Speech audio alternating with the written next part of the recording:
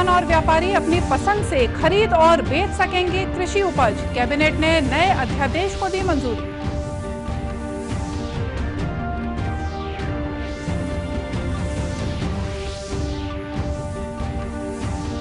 देश में कोरोना के सक्रिय मरीजों की संख्या 1,06,737 हुई। प्रदेश में पिछले 15 दिनों में 100 से बढ़कर हुए 678 मरीज।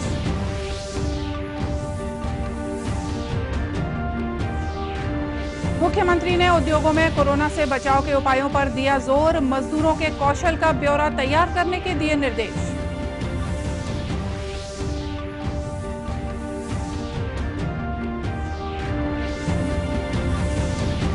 और कोरिया जिले में बड़े पैमाने पर की गई वनोपज की खरीदी। ग्रामीण समूहों को करीब 57 लाख रुपए का हुआ भुगतान।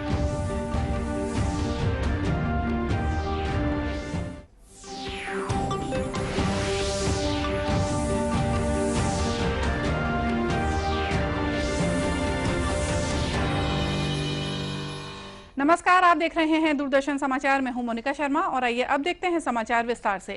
केंद्रीय मंत्रिमंडल ने कृषि उपज व्यापार और वाणिज्य संवर्धन तथा सुविधा आदेश को मंजूरी दे दी है। इस अध्यादेश के लागू होने से किसान और व्यापारी अपनी पसंद के अनुसार कृषि उपज खरीद और बेच सकेंगे। मंत्रिमंडल की बैठक के बाद कृषि मंत्री नरेंद्र सिंह तोमर ने पत्रकारों को बताया कि इस अध्यादेश का मुख्य उद्देश्य किसानों को कृषि उपज मंडी से बाहर व्यापार के नए अवसर उपलब्ध कराना है। उन्होंने कहा कि इस अध्यादेश से एक भारत एक कृषि मंडी के मॉडल का रास्ता साफ हो सकेगा। इस ऑर्डिनेंस के माध्यम से सरकार की एक कोशिश है कि किसान पर जो अपने उत्पादन को बेचने के लिए प्रतिबंध लगे थे, उन प्रतिबंधों से पूरी तरह मुक्त किया जा रहा है।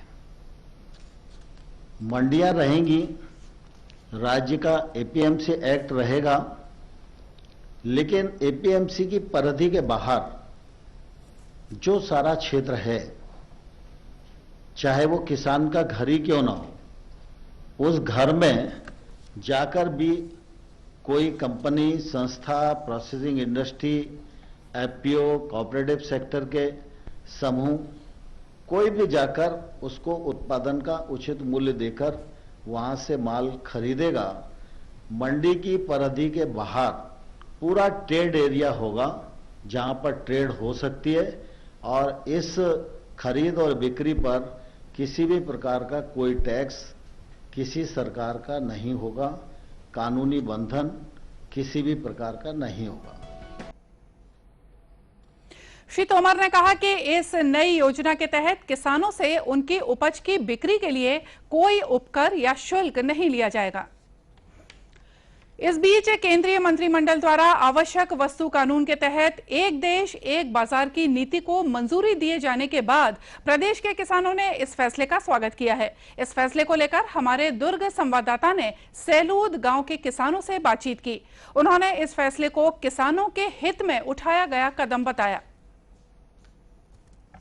किसान अपने आप में सक्षम हो जाएगा, अपनी जो खुद की उत्पाद है उसको अपनी मर्जी से खुले मार्केट में बेचेंगे, उसको अत्यधिक आवक होगा। उसके अंदर एक किसान अपने पैरों पर खड़ा होकर एक सम्मानजनक राशि उनको जब मिलेगा तो निश्चित रूप से उनका जो आर्थिक स्थिति है वो जो है वो बहुत मजबूत होगा।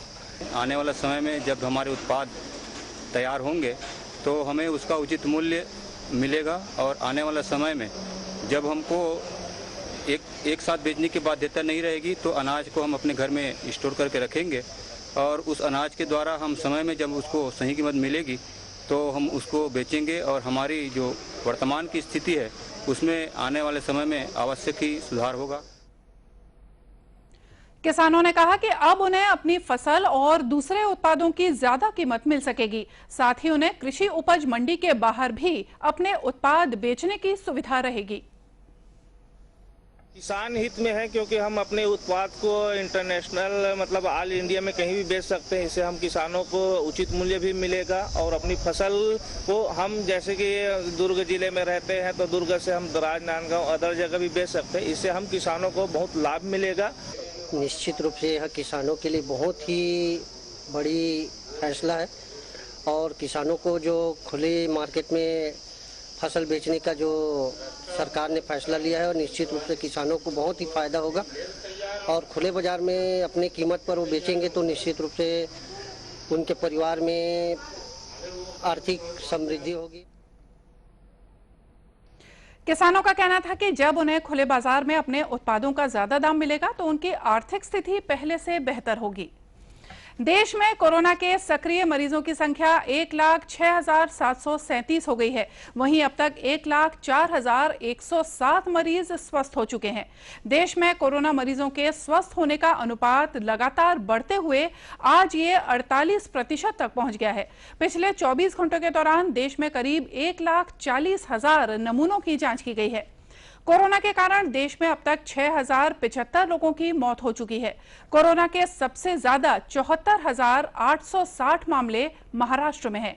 इसके बाद 25,872 कोरोना मरीजों के साथ तमिलनाडु दूसरे स्थान पर है। वहीं दिल्ली में भी मरीजों की कुल संख्या 23,645 हो गई है। इधर प्रदेश में कोरोना मरीजों की संख्या तेजी से बढ़ रही है। पिछले 15 दिनों के दौरान छत्तीसगढ़ में कोरोना मरीजों की संख्या 100 से बढ़कर 678 हो गई है। कल एक ही दिन में 88 नए मामले सामने आए, जो प्रदेश में एक दिन में सबसे ज्यादा कोरोना मरीजों का नया रिकॉर्ड है। प्रदेश में इस समय कोरोना के 489 सक्रिय मरीज हैं। वहीं 189 मरीजों को स्वस्थ होने के बाद अस्पताल से छुट्टी दे दी गई है। कल देर रात रायपुर के माना से 22 और जांजगीर से 20 मरीज सामने आए, जबकि बलौदा बाजार से कल शाम तक 22 नए मरीज मिले थे। इसी तरह महासमुंद से 12, जशपुर से 6 और अंबिकापुर से 5 और बिलासपुर से 4 नए मरीजों की पहचान की गई। वहीं बालोद, रायगढ़, बलरामपुर, कवर्धा और मुंगेली से भी एक एक मरीज मिले हैं। दूसरी ओर जगदलपुर में कल कोरोना के 3 मरीज सामने आए हैं, जबकि 3 मरीजों को स्वस्थ होने के बाद कल अस्पताल से छुट्टी दे दी गई। अस्पताल से बाहर आने पर स्वास्थ्य कर्मियों द्वारा पुष्प वर्षा कर इन मरीजों को शुभकामना भी दी गई। इस बीच प्रदेश में कोरोना मरीजों की संख्या में बढ़ोतरी को देखते हुए राज्य सरकार ने लोगों से मास्क पहनने और आपसी दूरी बनाए रखने जैसे नियमों को कड़ाई से पालन करने की अपील की है। मुख्यमंत्री भूपेश बघेल ने लॉकडाउन के बाद शुरू हुए उद्योगों में कोरोना संक्रमण से बचाव के उपायों का गंभीरता से पालन करने को कहा है। साथ ही उन्होंने बाहर से आने वाले मजदूरों के कौशल का ब्यौरा तैयार करने के निर्देश भी दिए हैं। अपने निवास कार्यालय में उद्योगपतियों से चर्चा करते हुए श्री बघेल ने कहा कि उद्योगों में काम करने वाले कर्मचारियों और कामगारों को संक्रमण से मुक्त रखने के लिए सभी आवश्यक उपाय किए जाने चाहिए। उन्होंने कहा कि लॉकडाउन के बाद प्रदेश में आर्थिक गतिविधियों को तेज करने की जरूरत है, लेकिन इसके साथ ही कोरोना से बचाव के लिए भी सभी को पहल करनी चाहिए। मुख्यमंत्री ने कहा कि कोरोना ने हमें सिखाया है कि अब उद्योगों के संचालन में स्थानीय मजदूरों और कारीगरों को ज्यादा रोजगार दिया जाना चाहिए। बैठक में उद्योगपतियों ने मुख्यमंत्री से आग्रह किया कि पुरानी औद्योगिक नीति के तहत स्थापित उद्योगों को उस समय दी जाने वाली रियायतों का लाभ मिलना चाहिए। बैठक में वन मंत्री मोहम्मद अकबर भी शामिल हुए। प्रदेश में गरीबों और बेसहाराओं की मदद के लिए अनाज बैंक के जरिए अनूठी पहल की गई है। इस पहल से लॉकडाउन के दौरान पैदा हुई परिस्थितियों में लोगों को खासतौर पर मदद मिली। इसी कड़ी में जांजगीर चांपा जिले में बनाए गए अनाज बैंक से अनेक परिवारों को अनाज, दाल और दूसरी खाद्य सामग्रियां मुफ्त में दी गईं, जिनके पास लॉकडाउन के समय खाने पीने का कोई साधन नहीं था। इस संबंध में खोखसा ग्राम पंचायत के सरपंच विनोद राय ने बताया कि जिले के सभी ग्राम पंचायतों में 12 महीने अनाज बैंक संचालित रहता है। इसमें 2 क्विंटल अनाज की व्यवस्था हमेशा रहती है। संकट की स्थिति में हो, ग्राम पंचायत हमेशा 2 क्विंटल की व्यवस्था रखती है और गरीब जिनके पास राशन कार्ड नहीं है उनको 5-5 किलो के हिसाब से दिया जाता है। जिनसे गांव के गरीब व्यक्तियों को अच्छे से लाभ मिल जाता है, उनको तो किसी प्रकार की तकलीफ नहीं होती। हमेशा 2 क्विंटल का व्यवस्था रहता है। अभी महामारी के युग में लगभग हम लोग जो है 15-20 परिवार को 55 किलो के दर से दिए हैं हम लोग। इस अनाज बैंक से सहायता प्राप्त करने वाले ग्रामीणों ने बताया कि ऐसे बहुत से लोग हैं जिनके पास राशन कार्ड नहीं था। पंचायत से ऐसे लोगों को भी मुफ्त में अनाज दिया गया।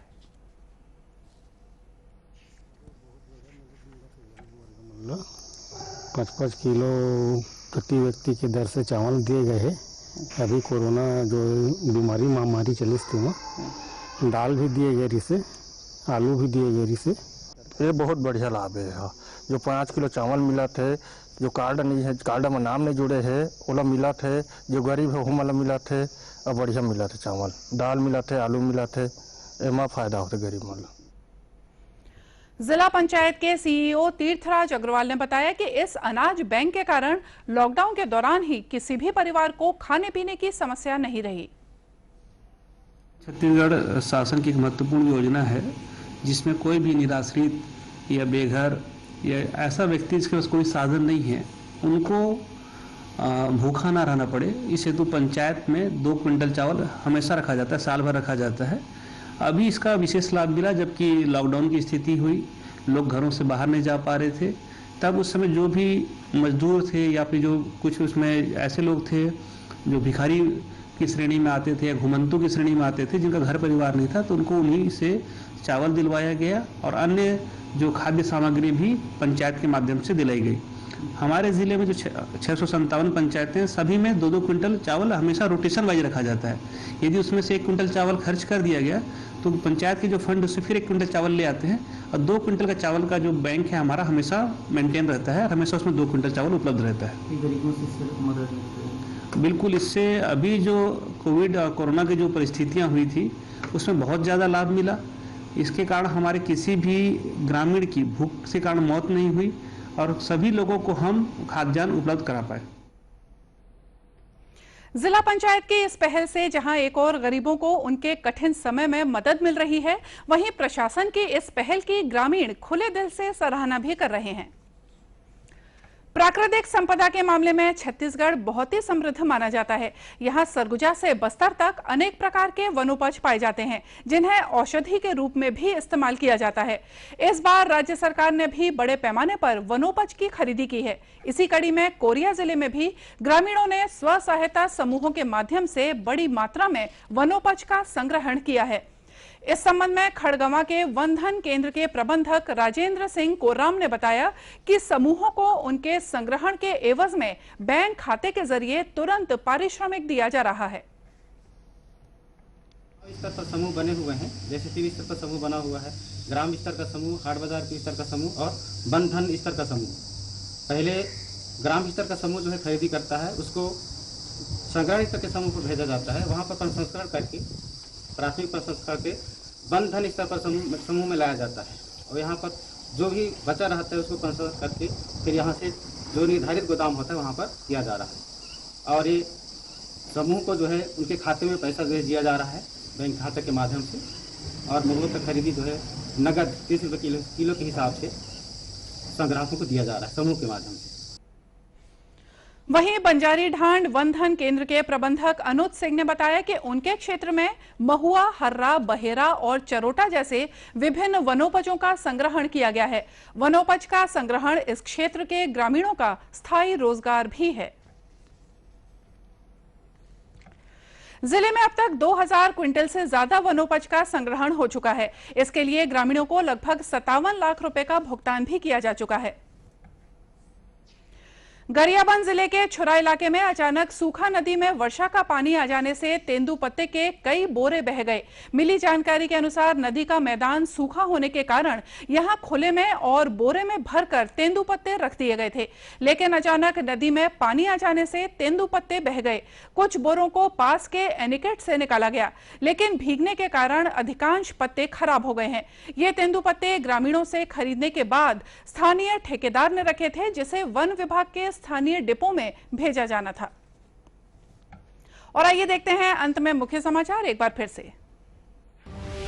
किसान और व्यापारी अपनी पसंद से खरीद और बेच सकेंगे कृषि उपज। कैबिनेट ने नए अध्यादेश को दी मंजूरी।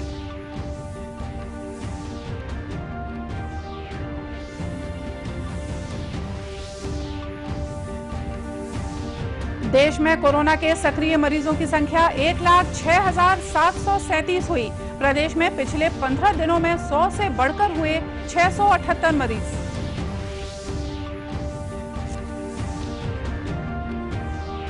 मुख्यमंत्री ने उद्योगों में कोरोना से बचाव के उपायों पर दिया जोर। मजदूरों के कौशल का ब्यौरा तैयार करने के दिए निर्देश।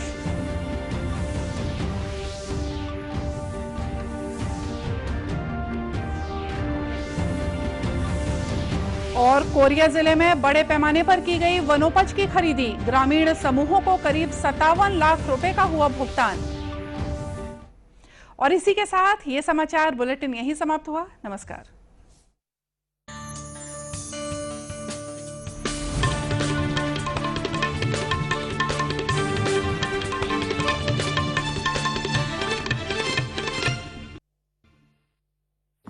विशाल है ना, इसका सब प्रॉपर चलता है।